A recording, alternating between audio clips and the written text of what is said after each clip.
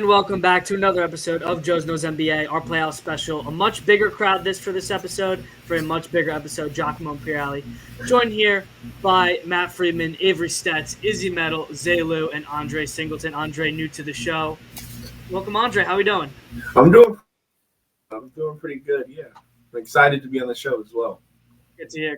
So we have four specific segments we want to go into today. Obviously, we want to go into those Eastern Conference and Western Conference finals predictions, along with the finals as well. Also with some playoff surprises mixed in there and a little bit of debate. We're going to start it off in the East, though. Eastern Conference Finals reaction. A very one-sided series. Matt, I'll let you talk about the winner first and your thoughts on it, and then we'll just keep bouncing it around.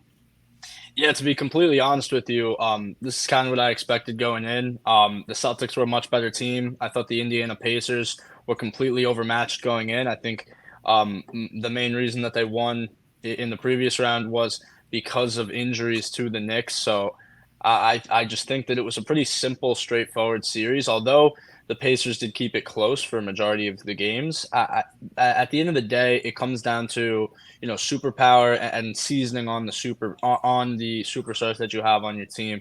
So you look at Jason Tatum, you look at Jaylen Brown, you look at Derek White.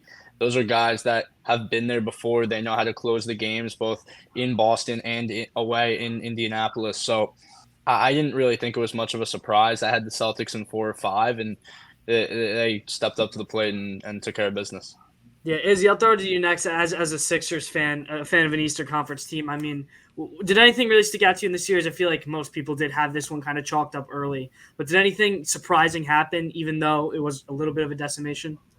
I'm not really surprised, based, off of the teams that the Pacers had to play in order to get here. I wasn't expecting a lot from them to come here and, do anything big against the Celtics. When they played like a team like the Knicks, who had a big injury problem throughout that entire series.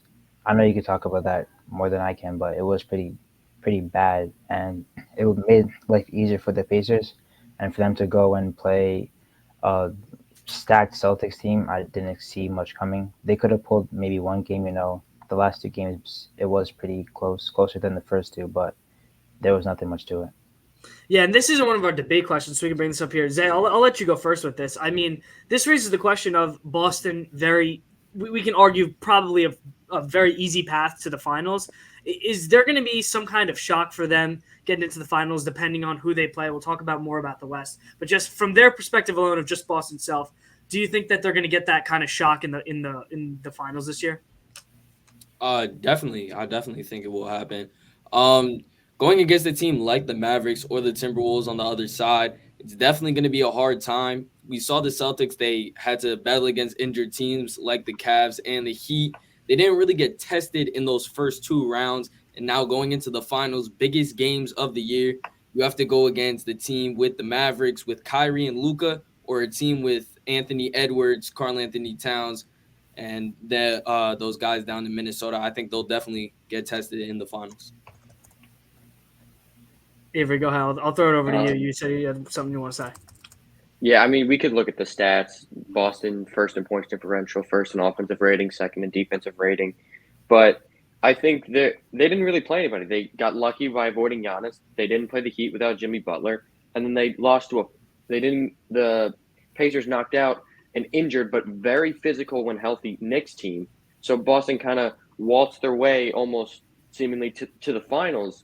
And so now they don't have, when they get there, whoever they're going to play, whether it's the Mavs with Luka or the Timberwolves with Ant, they're not going to have time to kind of just ease their way into it how they did in the East. They have to come ready to play, because if they don't, these Western teams and the West has been far better than the East for a while, these Western teams are going to punch them in the mouth. And when the Celtics get hit like that, they don't respond very well.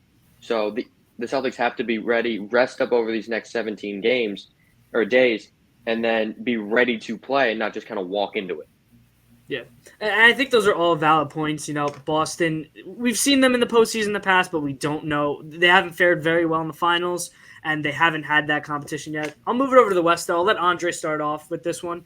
Andre, obviously a very lopsided series for the most part, with the Mavs being up 3-1 on the Wolves. Wolves just sneaked out Game 4. Game 5 is going on tonight.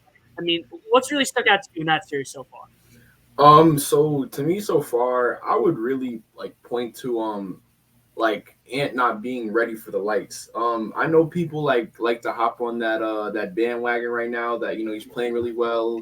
The quotes he's been saying in the media have been trending all over. But if you look at his production over the last 5 games, going even back to the Nuggets series, it hasn't been as electric as it was against like the first half of the playoffs. He started the playoffs averaging 32 a game, 50% shooting, and it's dropped drastically.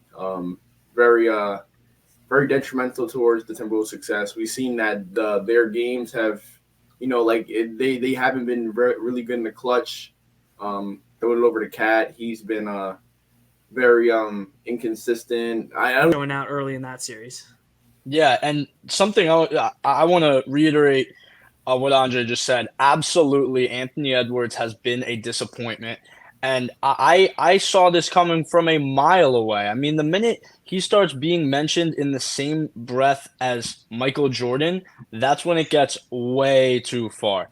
This guy was blown way out of proportion, super talented young player, but they were overrating him, they being the media, overrating him to the max in the first couple of series. He's a fantastic player, no doubt. But this series so far has proven that he is just not in that elite category just yet. And one player I do want to talk about a little bit for the Timberwolves is Mike Conley. I mean, he has been absolutely fantastic, especially over the last 3 games, putting up 14, 16, and 18. Last game having 4 steals and keeping that turnovers per game incredibly low. He is one of the best assist to turnover ratios in the entire NBA, especially in the playoffs. I mean, this is the type of veteran presence that you absolutely dream of as a coach, especially with younger guys like Anthony Edwards being your superstar. So Mike Conley has been doing a fantastic job trying to keep his team in the series. And quite frankly, he's been one of the best players in this entire series as of so far. Yeah, and that's a good point. But this, Avery, I'll throw to you because you watch the most Western Conference out of any of us, is this Wolves team. They're constructed well. They had a great series against the defending champs, knocked them off, and then they're not living up to the moment in the Western Conference final. Flat out, they're getting outworked in every aspect of the ball.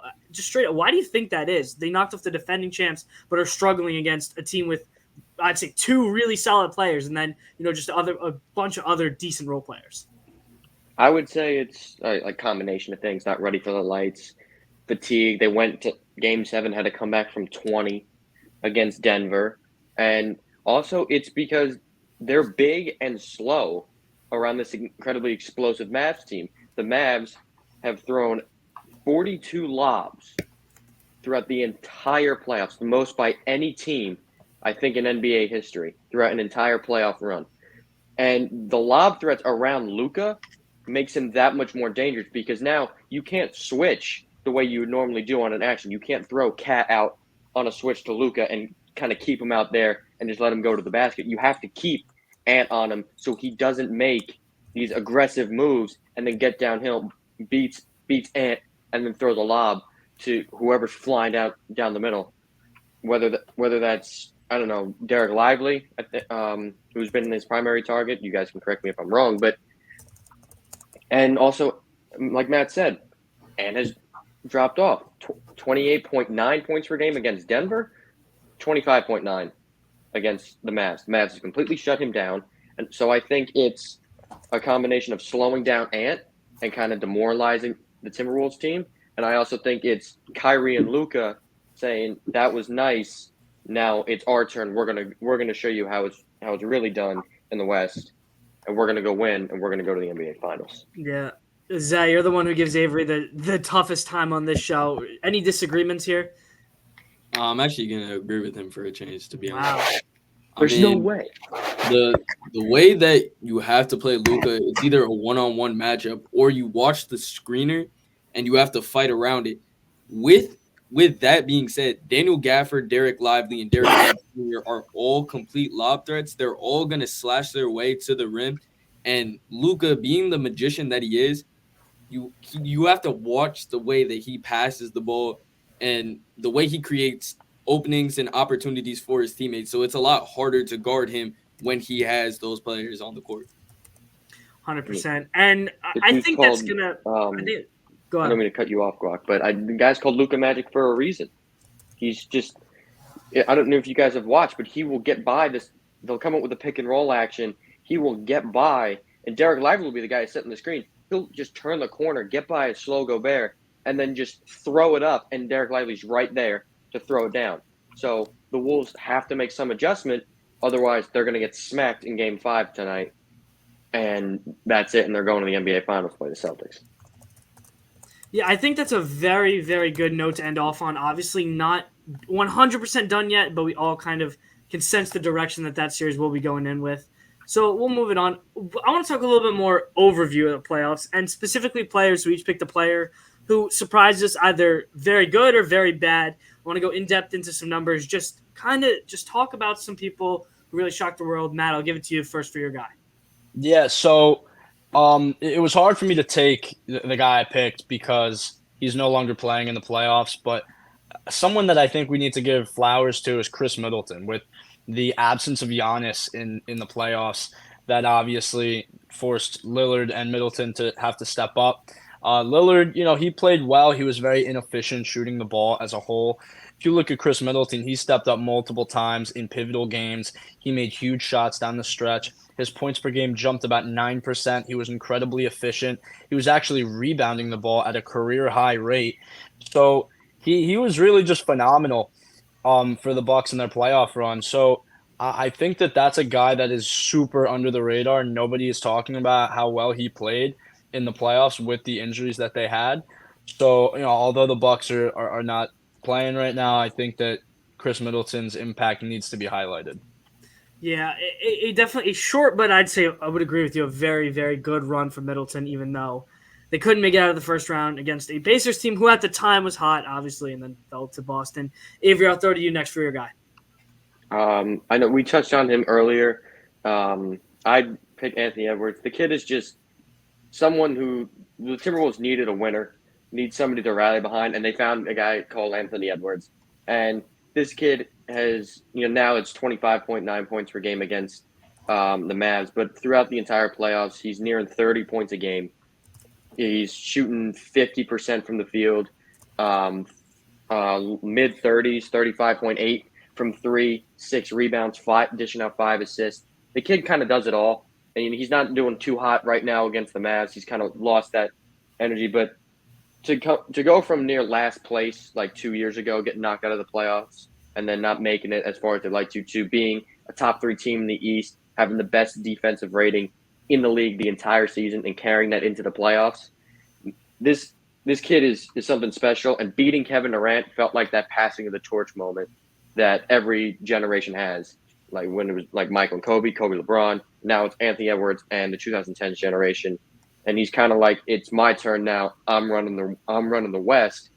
Everybody move aside. We're going to go forward. So I think this guy has shown out in his first real playoff performance, his first real playoff run, and he's going to be dangerous for years to come. I saw Izzy shaking the head, and I know Matt's going to want to hop in here. Izzy, I'll throw it to you first. A little bit of a disagreement here. Well, I mean, the topic was, to be fair, like standout or like show out players who like sort of performed, and I perceived as they did something that they didn't do in the regular season. And to me, the only thing that Anthony Edwards did in the playoffs was play 5 more minutes. His stats are pretty much identical from the playoffs and the regular season, and especially if you talk about a few games where he did not perform at all, he was definitely under 50%, or way under 50% in field goal range. And in this entire series, he didn't show up enough to bring the Timberwolves a good series. The Mavs sort of just ran all over them the entire time. And to be what you said, a passing of torch moment, you have to be like an all-star player, not all-star, but superstar player. And I don't think he's there yet, because to be a superstar player, you have to perform, even better in the playoffs. You have to understand that like the playoffs is the stage where you have to bring your heart out. And I think of players like Jimmy Butler, who, had some regular season games. I'm talking about last season where he had some, like okay stats, but in the playoffs he went insane, and he basically carried the entire Heat team to an NBA Finals, just to lose 4-2 to the Nuggets. I don't think he did anything like outstanding. He did what he was supposed to do, I think, as a sort of player he is. Yeah, Matt, I know you want to add to this. I'll let you hop in first before Avery comes back. Yeah, so I don't really have a problem with mentioning Anthony Edwards. I think he had a really, really strong performance, especially in the early rounds. But part of my issue with giving him a lot of the credit for the Timberwolves' success is you look at the team around him, and it is one of the most stacked rosters we've seen a young superstar have. I just recently touched on how underrated Mike Conley has been. He is leading the NBA in assist to turnover ratio in the playoffs. He has been phenomenal. And then you look at Jaden McDaniels, who is not only an elite perimeter defender, one of the best in the league, if not the best in the league. His scoring has absolutely exploded, especially in the series against the Mavericks. And then Karl Anthony Towns has had his struggles, no doubt about it, but he exploded a little bit in Game 4, and that's the first game they won in that series against the Mavs, which is massive. He has a 4-time Defensive Player of the Year, Rudy Gobert, which is unbelievable, a great rim protector. So, and then you look at Naz Reid, Sixth Man of the Year. I could go on and on. Nickeil Alexander-Walker has been fantastic for them down the stretch. So this is a team and a roster that's constructed to win championships, and it is a perfect situation for Anthony Edwards. And I'm not necessarily punishing him for being in this situation, but I think him shouldering the load for the Timberwolves playoff run is just a little bit that doesn't make much sense to me based on how fantastic the rest of his team has been.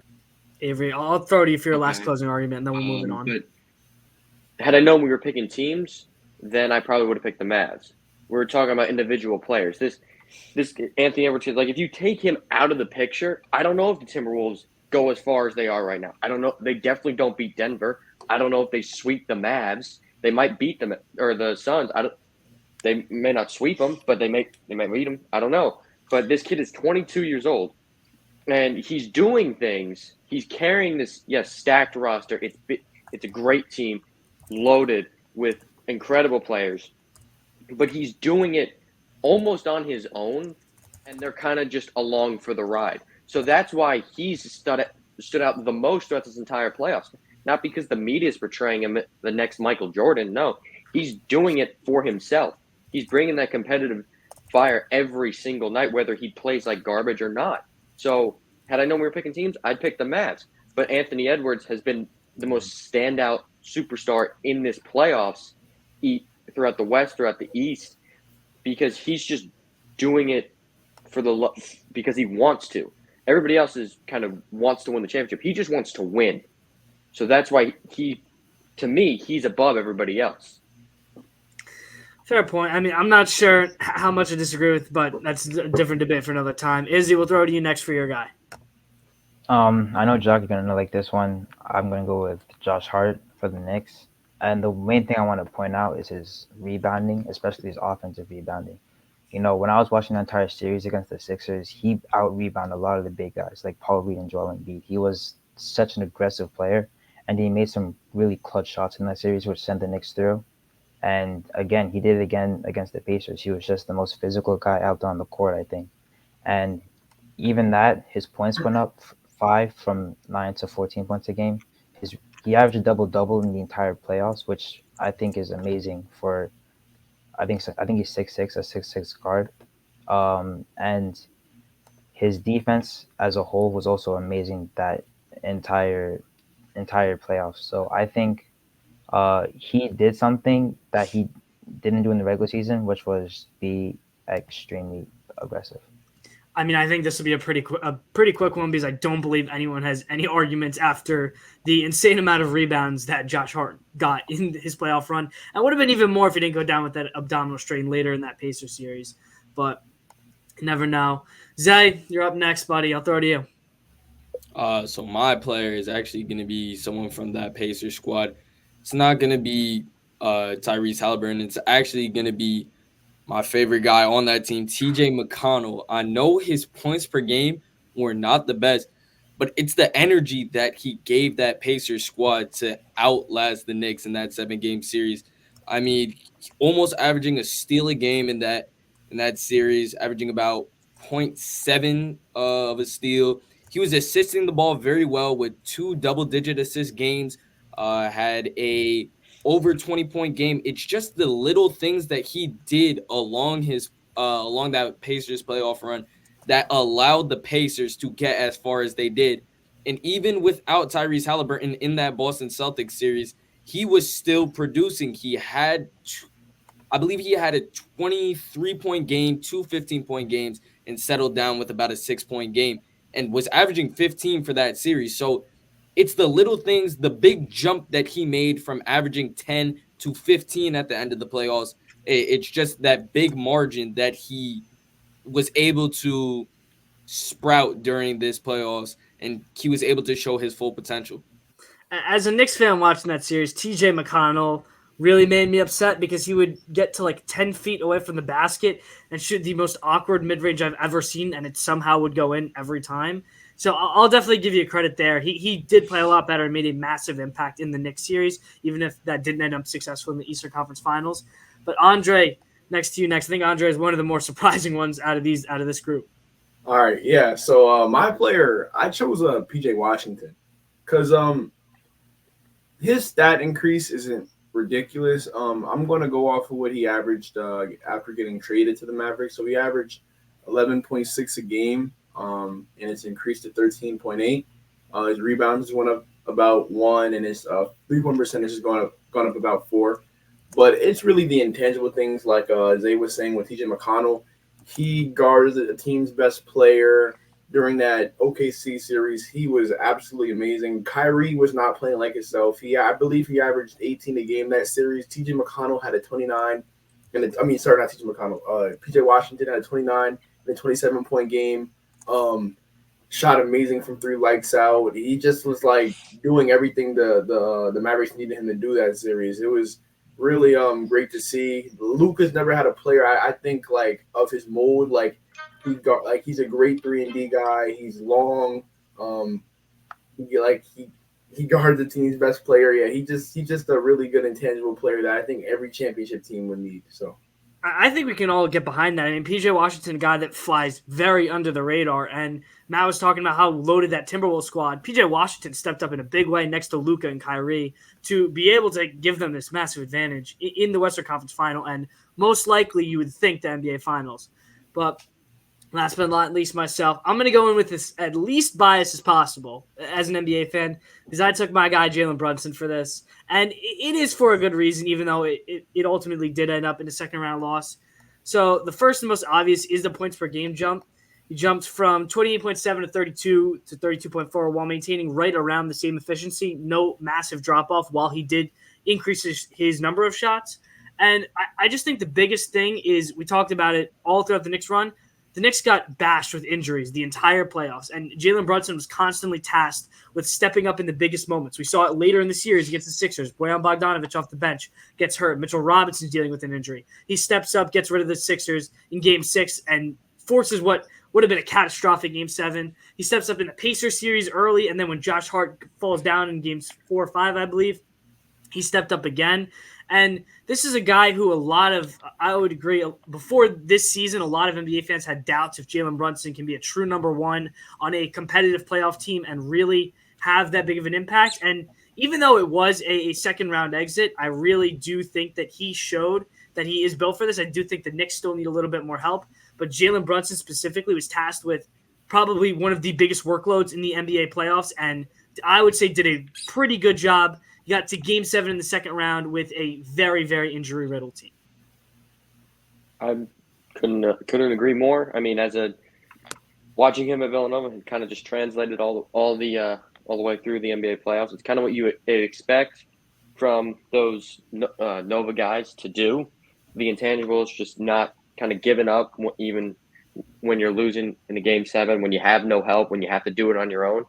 This kid was the National Player of the Year in 2018, and I have nothing else to say. I could not agree more. This might have been like the best take he's had. in any of these episodes on the Knicks. Appreciate that. And the one other thing I do want to add real quick is I know everyone bashes Tom Thibodeau for his minutes that he plays his players, but he was playing 40 minutes a game in the playoffs. He rarely stepped off the court except for early in that Pacers series when he was dealing with the foot injury. But he really was on the court 24/7 and just dominated, I would say. But we'll move it on though from there. We're going to go into our debate time now. I each have a question for one of you, and we're just all going to be able to hop in, give our specific views. Matt, I'll start off with your question. We touched on it a little bit, but I really want to go in depth here. So if Jason Tatum and the Celtics, obviously already in the finals, if they win this ring, how much respect do you think that they deserve? And I want to pair that in because the Lakers bubble ring in 2020 gets trashed on a lot. Do you think that they get less respect than the Lakers bubble ring, or where do you think that this ranks in the past couple of championships? I think that this is a perfectly well-earned ring if they were to win the NBA Finals. And this is why, right? If they were to make the finals and then lose, then I would 100% be on board with saying they had a bit of a cakewalk there and then they got exposed by the Western Conference champion. If that is the case, that's what I will say. If they win the finals, then you can't really say, oh, they had a cakewalk, because I think everybody here agrees that the West is far more loaded than the East. So if the West champ loses to the Celtics, it's very hard to take that ring away from the Celtics. They played who was in front of them. They cannot control that. And then when push came to shove, they beat the best Western Conference team remaining, whether that be the Timberwolves or the Mavs. Most likely will be the Mavs. So 100% is over the bubble ring, in my opinion. I just don't see how this can be seen as like a bad ring almost. I don't think there is such a thing as a bad ring, but the way that the Celtics are just taking care of business, and they've still dealt with adversity against the Pacers. Like they were down in multiple games in that series and they come back and win. I think that they've shown that resilience, they've shown that perseverance, and then they've also showed the dominance by basically rolling through every team that they've played to this point. So if they cap this playoff run with a win against either the Mavs or the Timberwolves for the NBA Finals, I think it's a well-deserved finals ring. I think Jason Tatum finally takes that next step to being a superstar, and I think Jaylen Brown obviously takes the next step to not being a Robin anymore. He needs to go be a Batman elsewhere.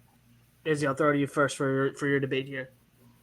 In terms of like a well-respected playoffs, I feel like the run was extremely easy in my opinion. For just saying, because I don't think it's really like ridiculous to say something like that. They played the Heat, who was without a Jimmy Butler, so they were pretty horrendous. They even got a game. They played the Cavs with Donovan Mitchell being injured for the last two games. They played the Pacers with Halliburton being injured for the last two games. I feel like their entire Eastern Conference run was extremely easy, the easiest out of any team so far. And if they somehow manage to beat, which I really don't think is happening, if they manage to beat a team like the Mavericks or even the Timberwolves, then maybe you could say it's well respected. But like I'm thinking about that playoff run for the Lakers in the bubble in 2020. They did have to play a Damian Lillard who was fully healthy in a series, which was difficult. They also had to play Nikola Jokic, who would end up, in the future becoming a 3-time MVP and the Finals MVP. And they still have to go play Jimmy Butler, who was insane that entire playoffs. I feel like the Lakers run that season was much more harder than the Celtics run this season, and I feel like that bubble run should be. I think it will be more hated than if the Celtics win, but I feel like it's not as deserved as the Lakers. Yeah, Andre, I saw you with a little bit of a disagreement there. You on the same page as Izzy? Yeah, I'm on the same page. I would say. I honestly, personally, I feel like both of these runs are just not, as they say, Mickey Mouse. They're just not like convincing to me at all. Like I just don't see. There's no. Like the Celtics haven't faced any adversity. I guess up until the series, but they're missing. The Pacers were missing their guy who they leaned on the whole year. They're missing Halliburton. They literally had no experience in the playoffs outside of Pascal Siakam. If you want to go to the previous series they played before that. Obviously, Donovan Mitchell did not play the last 2 games.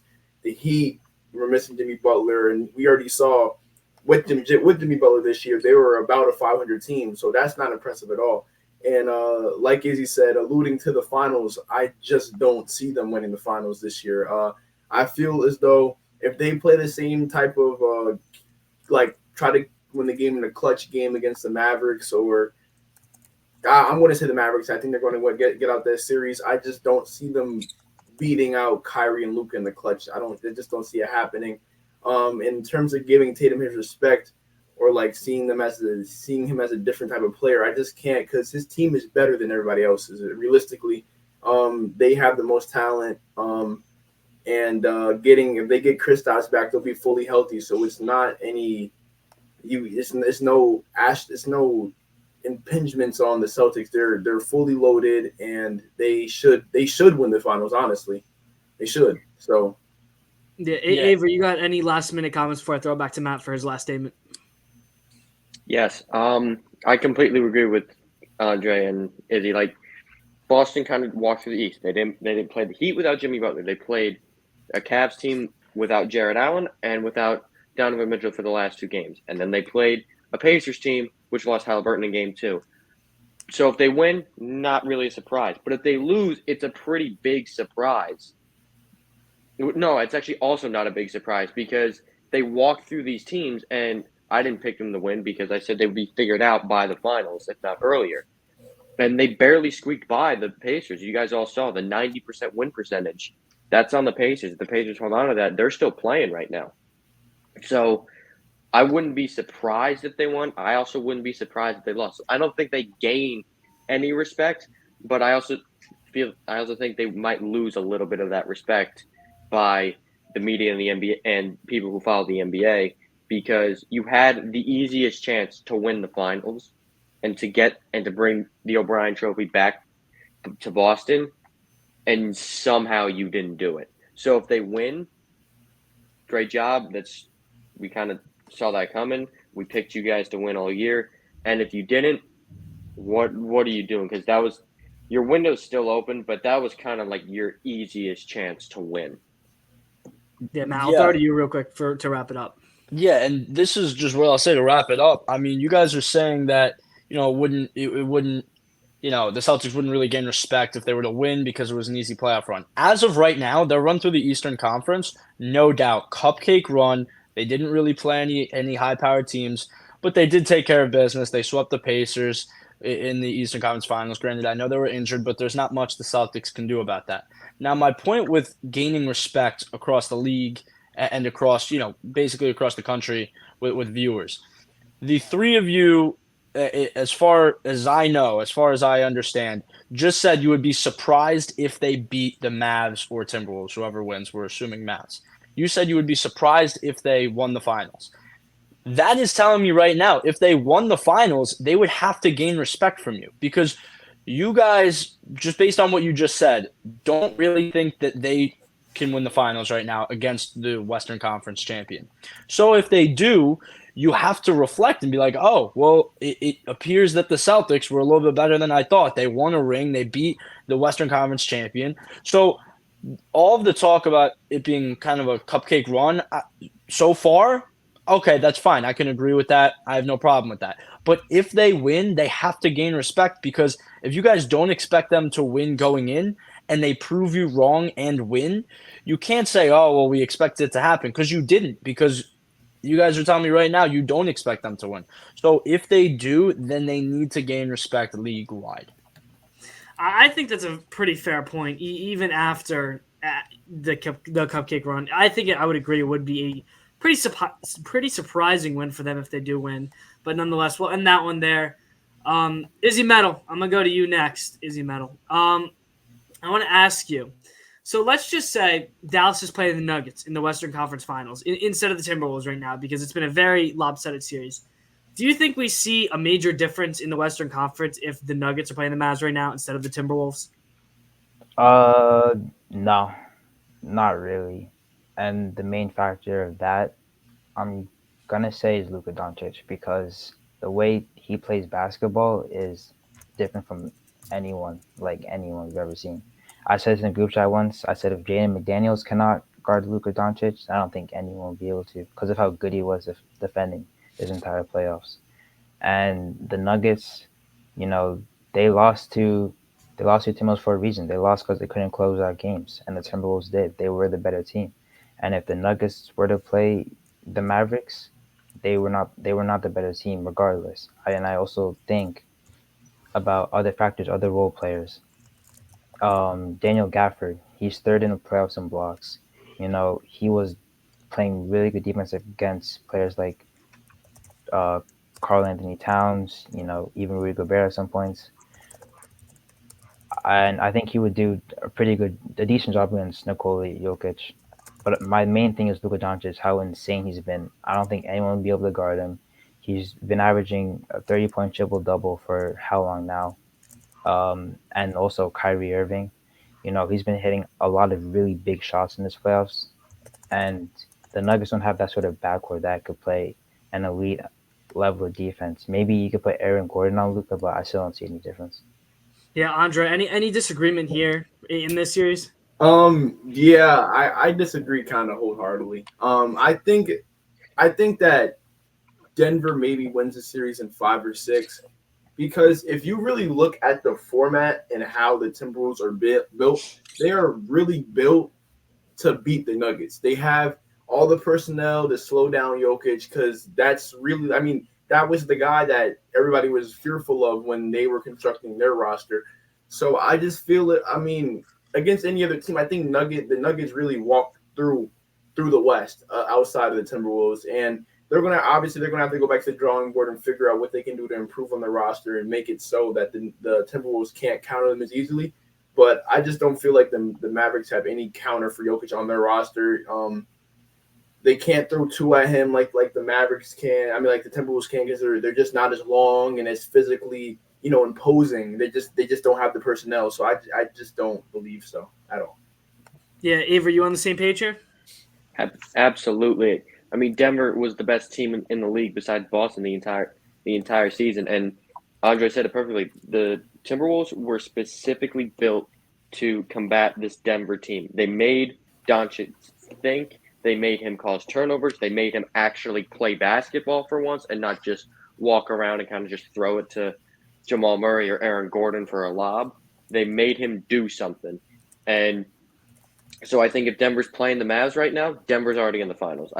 It either would have been a sweep or they're winning in 6. I don't think the Mavs have a roster that is able to match up on paper and on the floor physically with this giant Denver team. And they're also the defending champs. So I think, yes, Andre is correct. They would waltz their way to another finals appearance. Yeah, Matt, real quick to you. You on the same page as these two guys before I throw it back to Izzy? Yeah, I agree with both of them, but I want to pump the brakes a little bit on the Nuggets train. I think, yeah, if they are in this situation, I would take the Nuggets over the Mavs, especially with. So let me just reiterate: if the Mavericks were playing the Nuggets instead of the Timberwolves, I would take the Denver Nuggets to win the series, just especially based on the fact that Derek Lively has been out and he's their big key piece in the middle. So missing your number one guy in the middle, your rook that has been fantastic on the interior, when he's going to be the guy that you want guarding Jokic and he's out, you can't have your second option guarding the best player in the world and expect to win that series, especially against the defending champs. I don't think it would be a 4-game sweep. I think that's a little bit crazy. I think we need to put some respect on Luka's name, put some respect on Kyrie's name, and all the rest of those guys in Dallas. But I think that if the Nuggets were in this position instead of the Timberwolves, the Nuggets would roll to another championship. Izzy, any last comments for you before I move it on? There's a few I want to hit on. Matt Freeman, he said Derek Lively being out being a big factor. I do agree with that, but to an extent, I feel like Daniel Gafford, I said it before, has been a really great piece as a second big. And I said it, he was third in blocks. He averaged 1.8 in the playoffs, which is a really, really good number. Um, Also, I do agree with you on the fact that even if the Nuggets were to play the Mavericks and win, they're definitely not sweeping them. They're definitely not winning in 5. It's going to like 6 or 7, I think. I just think Luka Doncic and Kyrie Irving is like an insanely hard backcourt to deal with. Doesn't matter who you put on them. We've seen it this series. You know, they've both been here, and then all the other players have been here. You know, in terms of guards. I don't see how you guys think the Nuggets could come into this series and make it so easy because the Mavericks play a physical basketball and a really high scoring sort of basketball. It will be maybe I think I see the Mavericks winning the series in 6, maybe even 5, because maybe I'm just not rating the Nuggets as good as they should be, but I don't see how good I don't see how good they are really compared to how stacked the Mavericks are. Fair point there. Avery, with the disgruntled look, we'll call it. But Avery, I'm going to throw to you next for your question. I believe we're going to get a little bit of a debate going with this one. Tyrese Halliburton, even though he didn't miss every game in the Eastern Conference Final, he was dealing with injuries almost every game in that series. So my question is, if Tyrese Halliburton is fully healthy and playing like he did, let's say Game 6 and 7 against the Knicks, where he really, really stepped up in big spots, do you think that he can possibly win the series against the Celtics, or at least push it out to a Game 6 or 7 and avoid getting swept? I think he could push it to a game 6 or 7. I don't think he could necessarily win it because the Celtics have that experience, they have that size, and even without Kristaps Porzingis, they're still by far the most talented team. And so even if Halliburton's series, I think it makes it a series. I don't think they're getting swept. I don't think they're getting kicked out the door. I also think they win game 1, game 3, and game 4. So yes, it does go to 6 or 7. So because what Halliburton brings, he's their first option and he's their leader. So everyone kind of rallies behind him. And then he's also able to get guys going. He led the Pacers in assists, unless somebody else can show me otherwise. He was their obviously number one scorer, and he was great on defense. He was a defensive presence. And so yes, who had I think someone had TJ McConnell as their standout player. Andre, you did. And no, yes, Zay, yeah, you did. I'm not hating on you. Stand out. But you add Halliburton, he becomes even better. So TJ McConnell kind of had to do his own thing. But if you bring Halliburton back fully healthy, Pacers make it a series, I don't know if they have what it takes to win, especially coming out after that exhausting Knicks series that also went to 7. Matt, I'm going to throw to you first. You're the biggest Pacer hater that I know, so I'm assuming we're going to get a little bit of a debate here. Yeah, so I'm actually going to – I mean, this is a weird spot for me, but I'm going to say that it's still a 4 or 5 game series maximum. Because when you look, he was playing in the first 2 games. They lost those 2. You know, it is what it is. Now, if you look at Game 3, Game 4, obviously Halliburton out hurts the Pacers. But if Halliburton isn't out, then Nembhard doesn't get all of the minutes that he got. And quite frankly, he outplayed Halliburton in Game 1, Game 2 as the lead guy in Game 3, Game 4, right? Like, you know, he's dropping 24 and 10 in Game 3, in Game 4, and then 32, 4, and 9 in Game 3. Those are absolutely monster numbers, and those are numbers that Halliburton was not putting up in Games 1 or 2. So I think that however you want to slice it here, the Pacers were losing this one pretty quickly. Obviously, missing your best guy is going to be a huge impact to your team, but in this case, the Celtics just were completely overmatching the Pacers. I just don't think that Halliburton would have brought anything to the table different than what Nembhard brought to the table in Halliburton's absence to really swing this series in a different direction drastically. Zaylu, you've been a little quiet today. I'm going to give it to you here. So, Avery, I'm not going to fully disagree with you. I'm actually going to go along with Matt. I think it'll be about 4 or 5. I think it would stay about the same because, like Matt said, a guy like Aaron Nembhard, it's just his production through those first 2 games were just so great. He had that 130-point game that really helped the Pacers, even though they did not win that game. But I think even if they do have Tyrese Halliburton, they're still not winning these games. I mean, Pascal Siakam was the biggest part, I think, for this Pacers team with keeping them inside the Knicks series. Tyrese did play a factor in it, but even if he's in there against the Celtics, I think he gets shut down by a guy like Drew Holiday that you put on him, and you still have men down low trying to guard a guy like Pascal Siakam. I think there's just different things that even out, and it's still going to end up with the same result. Yeah, Izzy, I'll throw it over to you real quick before Avery wraps it up. Yeah, I completely agree here with Zaylu and Matt. I feel like it will still be a sweep if Halliburton were to play all these 4 games, because if you look in the first game, he still scored 25 and the Celtics still, won that game. I don't see how, in a way, that the Pacers could pull a game. They were close in the past 2, but that was really it. They weren't able to close it out. They weren't like the Celtics, who had this amazing star power, who were really good at closing out games. And even when Halliburton left, when he was gone, the Pacers sort of got a sense of urgency when it wasn't there. The sense that, as role players mentioned, Nemhard and Siakam, they had to, block in and try to get something out of the series, which they didn't. They failed to do, although they did make it closer when Halliburton was not there. So even if he was there, it would have still been, they would have still gotten destroyed, I think, by the Celtics. Yeah, Avery, throw it over to you real quick for your last couple of points. I'm not gonna. After listening to you guys, I'm not gonna completely fold with my statement. But yes, I don't.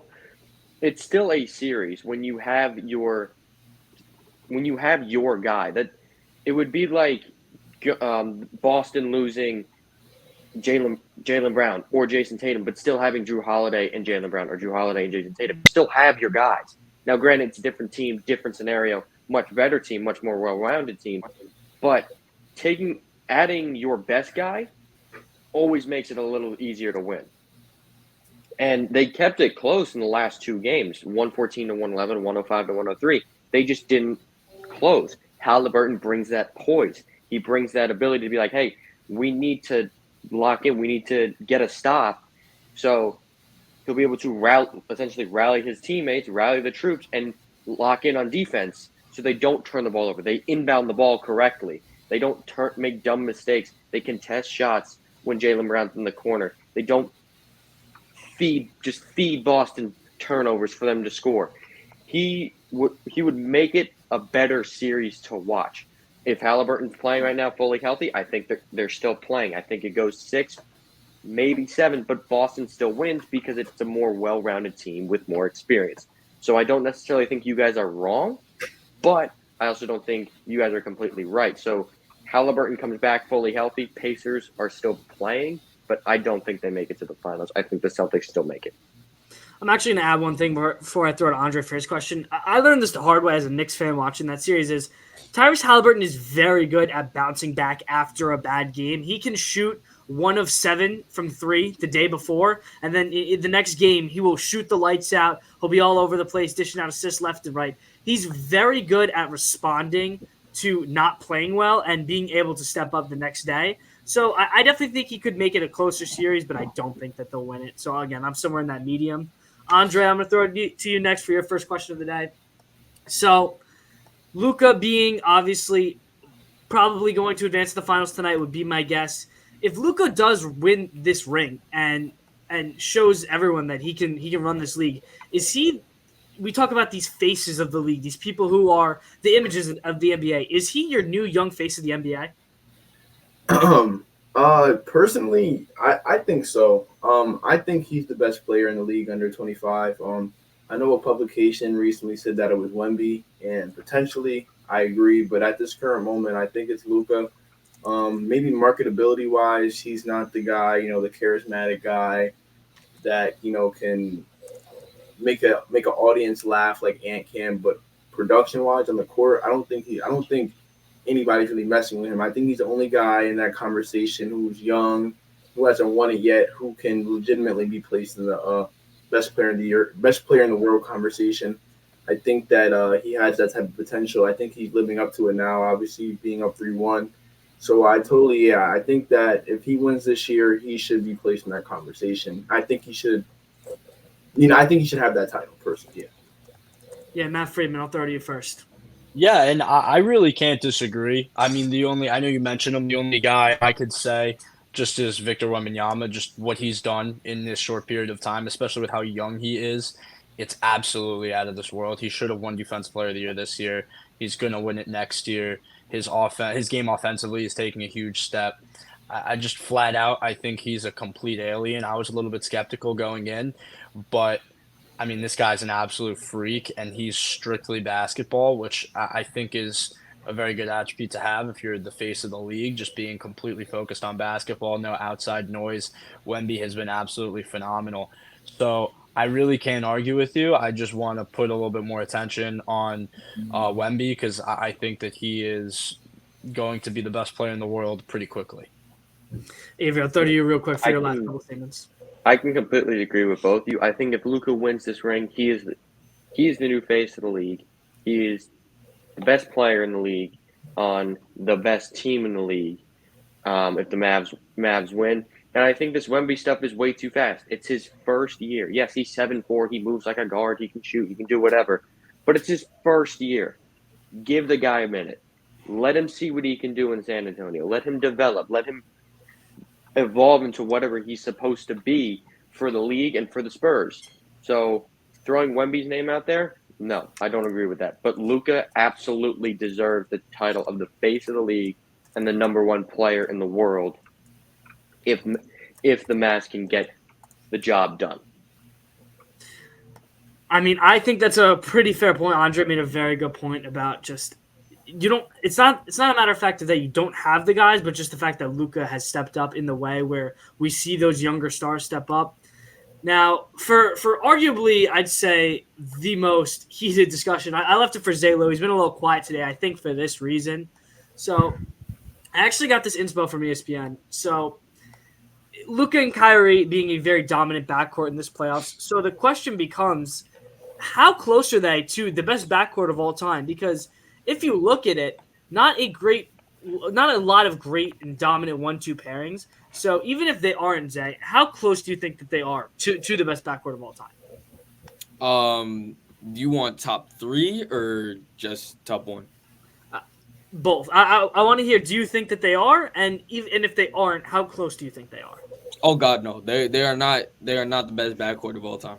I believe that title deserves to be Stephen Clay, most definitely. Top 3, I don't even think they're top 3 if they win this ring. I'm sorry.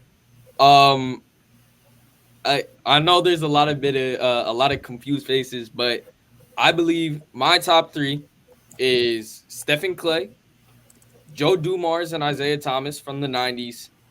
And I think you might be able to put in a guy like Gail Goodrich and Jerry West, and maybe interchange that with Walt Frazier and the New York Knicks backcourt at that time.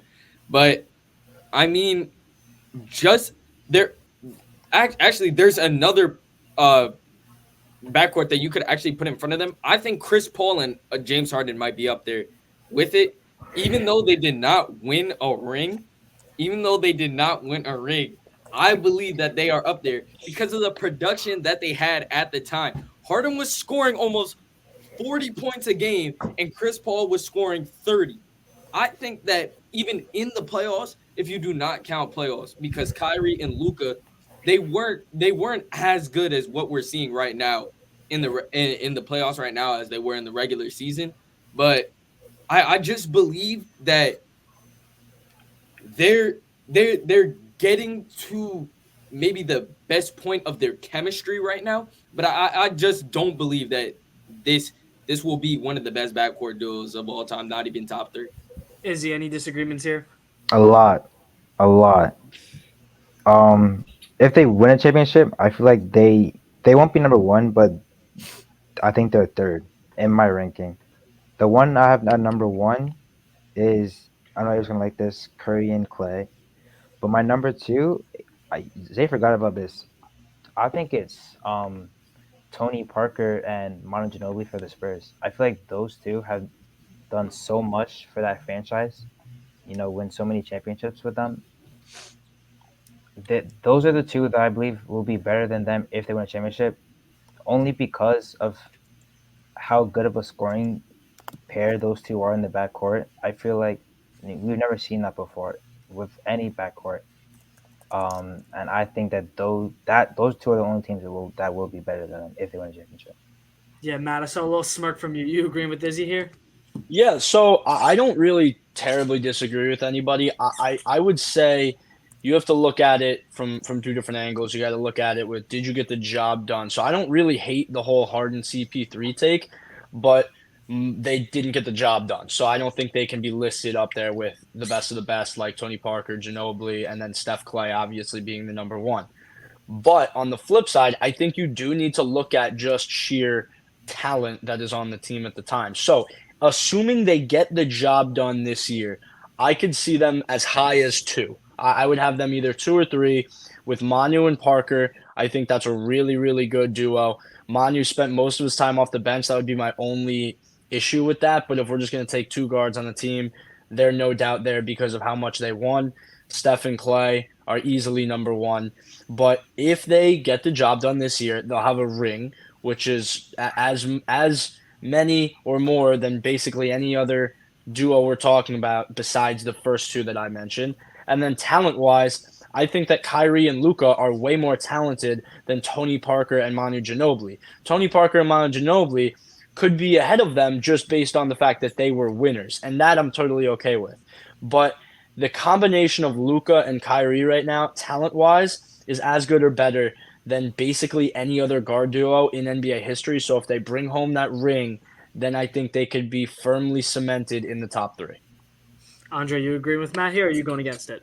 I would tend to agree. I think there's some things I could critique, but for the whole, I think I agree. I would definitely say that Kyrie and Luka are top three duo all time, backcourt of all time already. I would go that far to say that if you want to talk about, I mean, production, combined production, their chemistry on the court, I think it's definitely top three all time.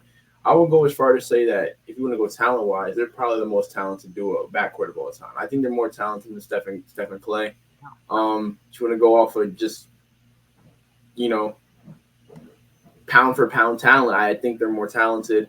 And if you want to talk about Harden and Chris Paul, why can't we talk about D Book and Chris Paul being in that top five, top three range, because they made it farther than Harden and Chris Paul ever did. I mean, they got to the finals. They were 2 wins away, and unfortunately, they ran into Giannis, who I think is one of the top 20 players to ever play basketball. But they, I think that they're in that range though, 100%.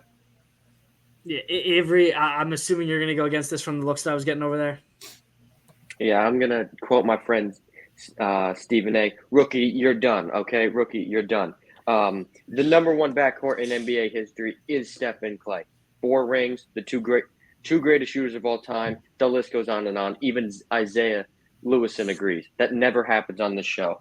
Second, they're not even top 5. They haven't done anything yet. It's their second year together. They haven't even won a ring yet, and you're going to throw them in the top 3? No. Talent-wise, yes, but they're not better than Steph and Clay. They're not better than whoever you want to put at number 2. I don't even care who you put at number 2. You could put Magic Johnson and Brian Scott at number 2 for all I care. It's not. Isaiah Thomas and Joe Dumars is up there.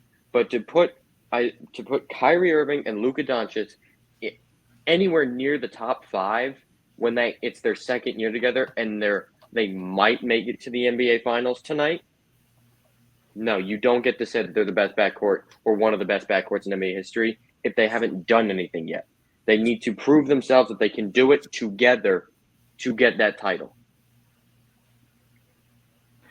Okay, so first, I think you might have been sure the question. The question was if they were to win a ring, and that was the question. If they do, they are top 3 based off of their sheer talent alone. Talent-wise, I think they are also top 3, maybe even 2. If we're talking about talent, I'm gonna debate, Steph and Clay, and then maybe Dame and CJ McCollum in talent-wise. If we're talking about like just as an all-time backcourt, if they were to win a ring, I still think they should be three, based off the fact that in terms of the best sort of backcourt duos back then, they weren't high level scoring. You know, you could think of you know Isaiah Thomas and who was the other one? Isaiah Joe Thomas Dumars. and Joe Dumars. They were good. They were really good, but talent wise, they're not better than Kyrie and Luca. You can think of Jerry West and Gail Goodrich. They're not more talented than Kyrie and Luca, although they did win a whole lot. If they win this ring, both averaging, around that 30 range, we will have never seen it before, which is why I think that they should deserve that title to go in the top three.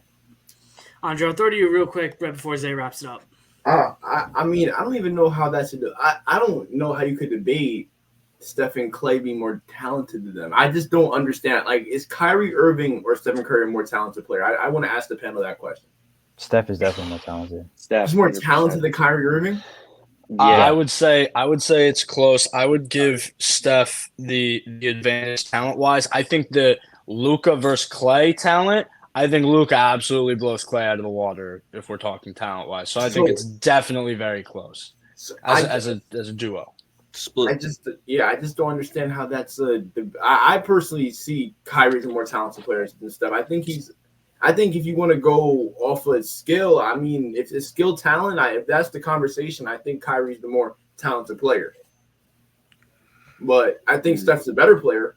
But if you want to go off that conversation, I think Steph's not as talented as Kyrie. But yeah, Zay can wrap it up. That's the debate for another. Carry that on different episode. Yeah, Zay, a lot of names and a lot of different takes thrown around. I just want to hear any last statements that you have about this take that really went back and forth. Yeah, I'm actually gonna answer all three from Izzy, Freed, and Andre. So Izzy first. Could you repeat your rebuttal real quick? So I said that they would be top three if they were to win a ring because we'll never see a scoring like a backcourt that has scored as much as these two. All right, yeah. So I get that. I get how you said that there. But also in your first one, you mentioned that Manu and Tony Parker were in your top three backwards. I just don't see that whatsoever. Yeah. Because David Robinson and Tim Duncan were on that same team. Yeah. I believe they produced a lot more than Tony Parker and Manu. That's why I have them past number 5 on my list. I mean, it's just the sheer talent that was on that team, and they didn't get to show it. Another reason is Steph Curry, Klay Thompson, Joe Dumars, and Isaiah Thomas, they all have different things that complement each other. I think Kyrie and Luka, they just score. There's no Luka takes care of the passing, but Kyrie, he gets to the basket, he scores. I think that a well-rounded backcourt duo, the reason why these teams are so successful is because they can complement each other and actually help each other on the same side of the ball. The reason Isaiah Thomas and Joe Dumars were so successful was because they both averaged over 1 steal a game, still passed the ball, averaged over 6 assists a game, and still scored the ball 20 points a game. Both. That's averaging 40. I know Kyrie and Luka. So you don't think Luka and Kyrie, you don't think that they complement each other at all? Is that what you're saying? I think they complement each other, but I don't think they complement each other as two of one of the greatest backcourts of all time. Yeah, but the question was who would be the greatest backcourt duo, not who complements each other the most. Yeah, they are can I second greatest backcourt duo of all time. So can I pose a question to you? Yes. All right. So if you watch the OKC series where Kyrie, had a relatively down scoring series, right? He wasn't scoring as much. He wasn't being as aggressive. He was simply being a distributor. He was making sure PJ Washington was going, Luka was going. He was setting lob threats up. He was making sure the team ran well so Luka could do his thing scoring the ball. So I feel like that's being a complementary player to each other. If they're benefiting each other and letting each other, one can score, one can distribute. They're taking turns. Okay, I can see what you mean there. They're both taking turns. They're both complementing each other. But The exact same thing happened in the Pistons series when they played the Celtics, and it happened twice because Joe Dumars was able to get the ball to Bill Laimbeer down low. He was able to score by himself. Isaiah Thomas I believe he had a broken ankle, was not playing, and they still were able to complement each other and still get buckets and able to get their team to a finals. Matt, you were saying what was your rebuttal again? Because I actually I was saying that I have them borderline top 3. I thought that Manu and Tony Parker contributing the way that they did for so long on those finals runs. I have them top 3. Steph and Clay obviously top 3, and then I have Kyrie and Luka being one of the most talented groups ever. And then if they do bring home the ring, then they do it on both ends, which would make me leave them in the top 3. Okay. So I could honestly see where you're coming from because of the way that they produce, the way that if they win the championship, they're able to both complement each other, win the championship. But I just believe that even on the defensive side of the ball, they still have help. It's PJ Washington helping down low along the perimeter to about the painted area. And once you're in the paint, you have to meet Daniel Gafford, a man who is averaging over a block a game. So it's just what you have behind you, and still with the Manu, Tony Parker, I would just throw it out because even in 2014, the reason why that team was so successful was honestly because of Kawhi Leonard. Kawhi Leonard was the reason why the Miami Heat were fearing the San Antonio Spurs in that series. I just believe that was the defensive side of the ball. You need to have those two players basically doing the most on that team. I just don't see it, but I do see where you're coming from. Yeah, either way you can chalk it up. I mean, I think that's a very, very controversial topic to think about. Something that you wouldn't think about off the top of your head as being that controversial, but when you really think about who those point guards and who those backcourts are, it really does get tricky. Now, for our last segment, we want to wrap this up quick on time. We're going to go with rapid fire finals predictions. I want to hear the winners and in how many games and what we think the series is going to look like. We'll just go around the clock. Matt, starting with you. Yeah, I'll take the Mavs, and I think it'll be in 6. I think that they'll get the job done, especially with that backcourt we just touched on. Avery? I'm agreeing with Matt. Mavs in 6. Izzy? Based off of the competition and the style of play from the West and the East, I have to take the Mavs in 7. Zaylo? Give me the Celtics in 7. Wow, the first Have to make Celtics. a difference. Andre? Mavs in 6. And it does feel like the chalk answer, but I just don't think Boston has what it takes. I'll go Mavs in 6 as well. I think Mavs in 6 just rolls right off the tongue very well. And it's not that it's the chalk. I just think it's straight up the best answer. But thank you guys so much for watching. Appreciate you guys sticking with us. Once again, you can follow us on TikTok at St. Joe Sports Shows. We'll be cutting up clips from this episode up on there. But that's going to be it for Giacomo Imperiali, Matt Friedman, Avery Stetz, Izzy Metal, Zaylu, and Andre Singleton. Thanks for watching. Hasn't been a good look at all. So Yeah, and St. Joe's alumni not really